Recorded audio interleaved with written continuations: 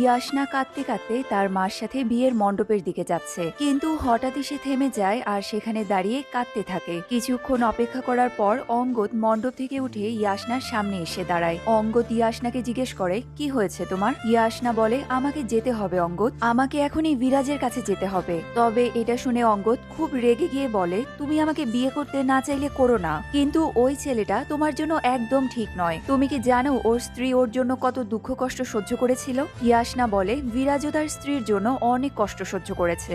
অঙ্গদ বলে, তুমি জানো না ওর স্ত্রী ওর থেকে ডিভোর্স চেয়েছিল। তখন হঠাৎই ইয়াশনা বলে ওঠে, না আমি তো ডিভোর্স চাইনি। এটা বলে এবার ইয়াশনা নিজেই অনেক বেশি কনফিউজড হয়ে যায়। তার অ্যাক্সিডেন্টের আগের কিছু স্মৃতিও মনে পড়ে। তার সাথে এসব কি হচ্ছে সেটা বুঝতে না পেরে ইয়াশনা এবার খুব কান্না করতে থাকে। এবার অঙ্গদ ইয়াশনার কাছে এসে তাকে বিরাজের কাছে চলে যেতে বলে। ইয়াশনা এটা শুনে খুব অবাক হয়ে অঙ্গদের দিকে তাকিয়ে থাকে। অঙ্গদ বলে, আমার মন বদলানোর আগে তুমি এখান থেকে চলে যাও। ইয়াশনা তো খুব খুশি হয়ে তার ছোট বোনকে নিয়ে সেখান থেকে দৌড়ে চলে যায়।